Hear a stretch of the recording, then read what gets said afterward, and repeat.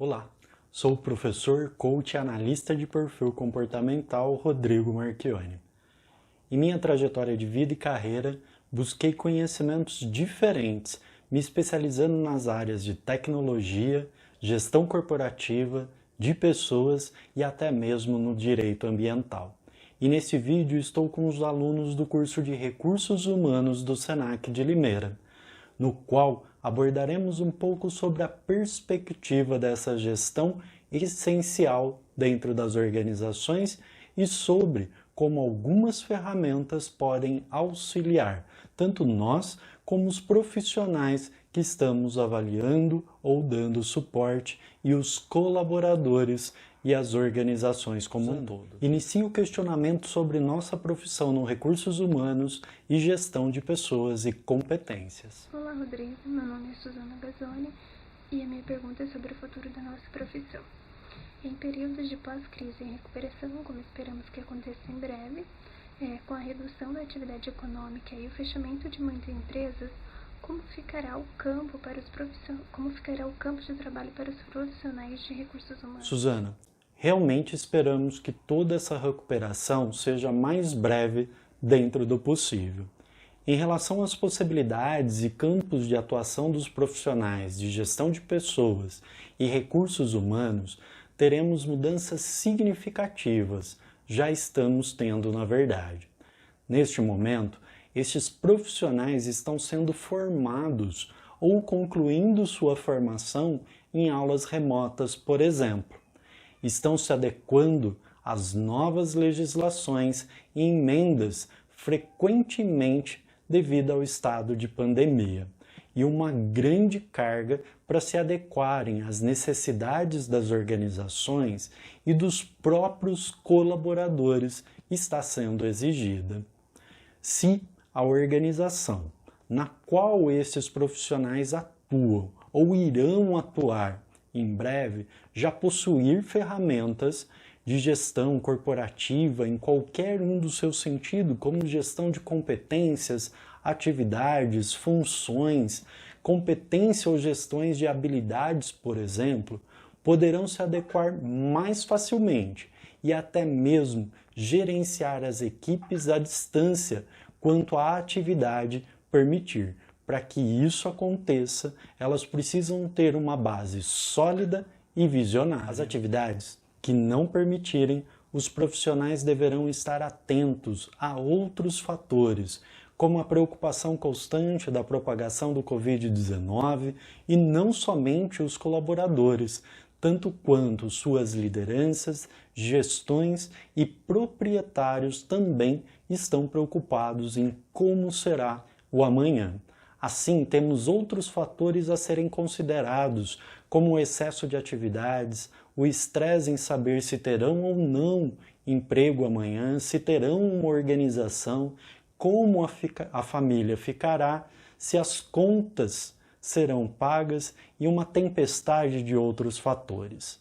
Assim, mais do que nunca, nós, como gestores de pessoas, precisamos gerir esses fatores com ferramentas proporcionais e conforme o nosso contexto e o contexto de cada uma das organizações ou setores. Mas nossa função em essência se manterá, pois somos o suporte dessas organizações para uma retomada ou manutenção das atividades, a fim de garantir que a equipe esteja focada, segura e instruída em mais alto nível. Olá, tudo bem? Eu me chamo Giovana e estudo técnico em recursos humanos. Eu estou de acordo em participar com esse vídeo e eu gostaria de fazer uma pergunta. Para nós que trabalhamos na área de recursos humanos, eu gostaria de saber, agora, durante e após a pandemia, como a gente pode auxiliar nossos colaboradores? Giovana, pelo que temos acompanhado em diversas organizações, o ponto focal agora, como citado anteriormente, é a manutenção da segurança e instrução ao mais alto nível aos nossos colaboradores e equipe em geral. Este é o diferencial nesse momento e será após também. Sabemos que os profissionais e que o mundo não será o mesmo como antes, porém a lição só pode ser aprendida se evoluirmos em conjunto. Hoje precisamos evoluir no sentido do que fazemos, como fazemos e se poderemos continuar fazendo dessa forma. Recentemente, discuti em um livro no qual fui coautor sobre o líder coach e a indústria 4.0. Já víamos anseios de como as profissões poderiam sofrer mudanças devido a esta revolução industrial, mas em muitos momentos isto não era tão próximo aos colaboradores como atualmente. Hoje, com a necessidade de isolamentos, de distanciamentos, também vimos atividades serem realizadas de outras formas, em outros modelos. E isso é mais um fator no qual devemos estar próximos e auxiliar os colaboradores no entendimento e na formação dessas novas tecnologias. Quanto mais eles conhecerem esses métodos e as ferramentas que vêm junto com esses métodos, mais seguros poderão ficar. Quando falo de segurança, não apenas no sentido literal da palavra, mas sim a segurança que todos nós buscamos em ter um emprego para a garantia do sustento nosso e de nossa família, para termos estabilidade, para termos amparo social caso algo aconteça. Olá, Rodrigo. Me chamo Bianca. Sou aluna de Recursos Humanos e aceito gravar o vídeo.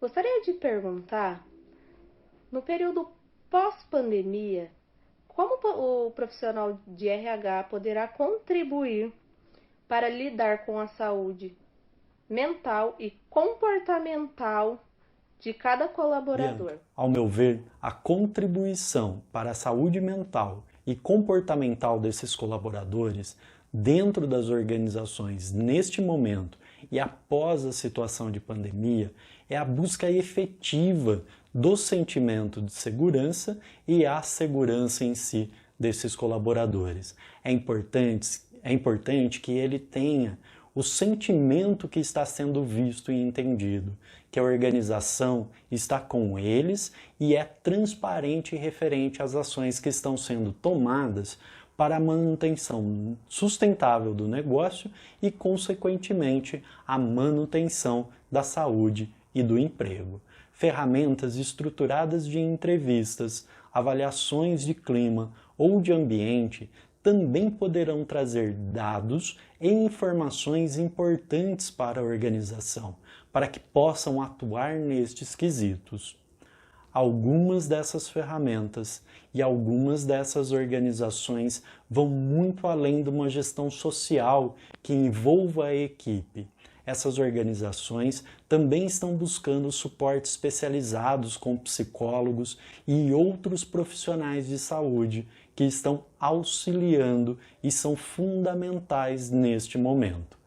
Quando falamos de comportamento, a aplicação dessas ferramentas estruturadas e devidamente comprovadas podem nortear o como nós podemos aplicar essas ferramentas, tanto a nós como profissionais, como também aos profissionais que estamos dando suporte. Quem pode aplicar essas ferramentas, além dessas pessoas na área de saúde, nós temos recursos humanos, coach e outros que possuem devidas especializações. Olá, Rodrigo. Eu sou a Marielle, estudante de recursos humanos. Eu gostaria de saber quais as suas dicas, as suas orientações ou se existe alguma estratégia para ser feita a gestão de uma liderança com profissionais com diversas personalidades. Marielle, como coach e analista de perfil comportamental, busca a utilização de ferramentas estruturadas e comprovadas cientificamente. As ferramentas são diversas, mas ricas em informações que nos auxilia a conhecer melhor os comportamentos e as habilidades. Ainda podemos analisar sobre o que o ambiente espera de nós, baseado em nossa própria perspectiva, assim alocando ou dando suporte a esses colaboradores a se desenvolverem conforme o seu perfil comportamental. Na análise de perfil comportamental ou outras ferramentas semelhantes, por exemplo, é apresentada uma série de fatores e indicadores sobre como o profissional se vê e age e como é possível utilizar esses indicadores para direcioná-lo ao seu tipo de desenvolvimento, de autodesenvolvimento e autoconhecimento, e assim estar engajado para aquela atividade ou até mesmo para aquela equipe. Alocando pessoas em locais e em equipes adequadas, temos uma gestão mais coesa e focada, podendo assim ter melhores resultados e eficiência. Agora, Ana Paula questiona sobre o contexto desses desafios para um dos papéis fundamentais da organização. Olá, Rodrigo. Eu sou Ana Paula, estudante de Recursos Humanos, e gostaria de saber quais são os desafios que a moderna gestão de pessoas proporciona ao gestor. Ana Paula, o questionamento é uma pergunta poderosa para os gestores e organizações nesse momento. Antigamente, tínhamos organizações que lidavam no recursos humanos apenas com as questões burocráticas, e isso foi sendo desenvolvido e desmistificado ao longo do tempo. Passamos a ter a gestão de pessoas como uma atividade orgânica, uma atividade fundamental dentro das organizações e na qual não é possível que os profissionais da área consigam lidar com todos os colaboradores e outras atividades da gestão, como a capacitação, o recrutamento, a contratação, a capacitação e a manutenção e ampliação do capital humano e organizacional como um todo. Assim, a gestão também veio se desenvolvendo a ser mais um braço, de ser mais um dos suportes vitais para a gestão de pessoas dentro destas organizações. O desafio dessas gestões estão em mudar frequentemente. Elas vêm ao encontro da utilização também de métodos e ferramentas estruturadas para o desenvolvimento da equipe, com esses líderes e gestores devidamente capacitados, treinados, desenvolvidos tecnicamente e humanamente. Se o mundo se conecta, os líderes e gestores também devem se conectar. Se as organizações buscam missões e visões estratégicas e a que a leve para sua perpetuação e sustentabilidade, os líderes e gestores também devem se engajar em si ou por si e para com toda a sua equipe. Se a segurança e a comunicação é o meio efetivo de estarmos e de desenvolvermos equipes, estes também devem estar seguros e dominar estas habilidades.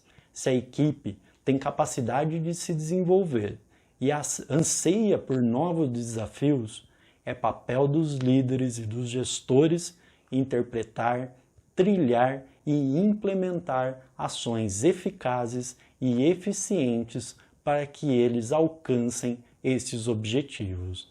A empatia e a gratidão completa esse perfil, também desafiador, dos líderes e gestores.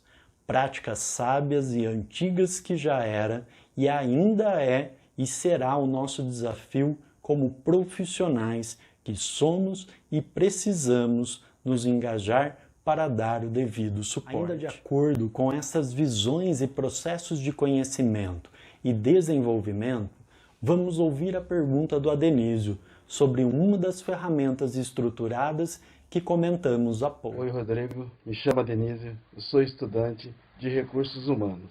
Gostaria de saber, quando observamos que a metodologia e o processo do coaching não vai dar resultado, devemos informá-lo? Para uma evolução constante e consciente em nossos comportamentos e atitudes, precisamos buscar ferramentas estruturadas e sistemáticas. Ferramentas estas com embasamento técnico, estratégico e científico para o nosso autoconhecimento e autodesenvolvimento, e que possamos também auxiliar os nossos colaboradores e gestões como um todo. Um dos métodos e suas diversas ferramentas estruturadas é o coach mencionado por você. O coach é a aplicação dessas ferramentas para que possamos evoluir tanto no âmbito pessoal como no âmbito profissional. Como tudo o que ocorre, precisamos tomar decisões, tanto sendo o coach, que é a pessoa que passa pelo processo de coaching, como também o próprio coach, que é o profissional que aplica essas ferramentas e utiliza esses métodos estruturados. Este é um processo que visa o conhecimento de si mesmo e impulsionar o desejo de aperfeiçoar desempenho ao longo do tempo, bem como a orientação necessária para que a mudança ocorra e que seja profunda e duradoura. Se o profissional não apresenta esse querer, sim, devemos informá-lo que talvez não é a melhor ferramenta ou o melhor momento para a aplicação dela. Antes de iniciar o processo com um coach, fazemos as avaliações e questionamentos a fim de identificar se compreenderam e aceitam a aplicação das ferramentas. Geralmente, neste momento, já temos uma visão se o processo poderá ser sequenciado. No coaching, sempre temos atividades e observações durante o período de autoconhecimento e autodesenvolvimento. E se estas também não forem realizadas, o processo se torna incompleto e poderá não atingir o resultado almejado. Coach é confiança entre o coach, que é o profissional que está passando por esse processo, e o coach de quem está aplicando. E se não apresentarmos as consequências ou as probabilidades de insucesso no autoconhecimento e do autodesenvolvimento desse indivíduo, esse fator será enfraquecido ou até mesmo quebrado. Por fim, Carolina nos apresenta o seu questionamento sobre uma das práticas tão discutidas ultimamente dentro das organizações. Boa noite, Rodrigo. Meu nome é Carol, sou estudante de Recursos Humanos e eu aceito participar desse vídeo. A minha pergunta é, em período de pós-pandemia, você acha que o home office ele ficará permanente dentro das empresas? Carolina, o home office veio e ficará. Grandes organizações como Google, Microsoft, Magazine Luiza, a Amazon e a Natura já contrataram lá em 2019, antes mesmo da pandemia, nesse mesmo tipo de modalidade, por exemplo. Fato que temos atividades que não podem ser realizadas remotamente ainda, como atividades produtivas e de manufatura, por exemplo. A questão agora é se a prática também será implementada e mantida nas pequenas e médias organizações. O primeiro ponto é a infraestrutura, pois muitas dessas organizações não possuem equipamentos e softwares para esse tipo de prática.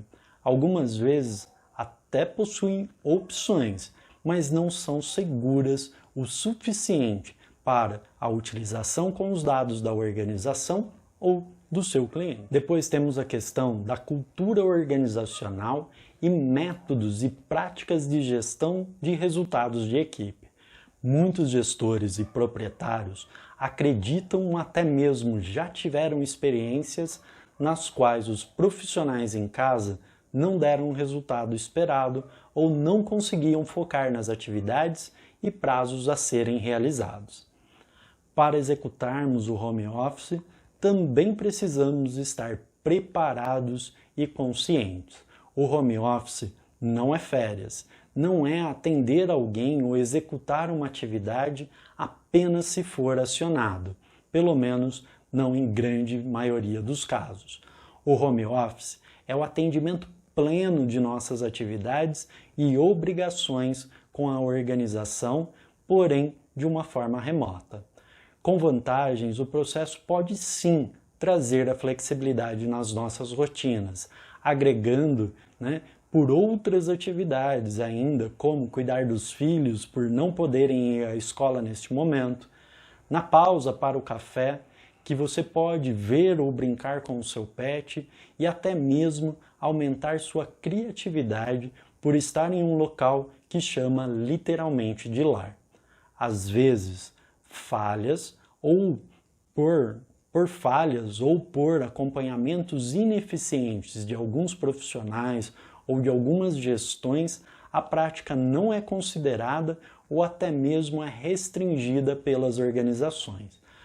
Quanto a nós profissionais, é importante algumas práticas para um bom resultado, como levantar, tomar o seu café e banho como de costume, se trocar e ainda iniciar a atividade no mesmo horário que o normal que seria dentro da organização. Isso nos dá a sensação inicial de rotina e que nossas atividades precisam ser realizadas. Posteriormente, podemos ir ajustando conforme o nosso dia a dia ou até mesmo conforme a organização nos auxilia, mas ainda mantendo o desempenho e os resultados acordados. Bem, essas foram as perguntas realizadas e espero ter contribuído um pouco com a minha experiência e formação com vocês. Agradeço imensamente a oportunidade e agradeço especialmente a mentora de vocês, Rosângela Borges.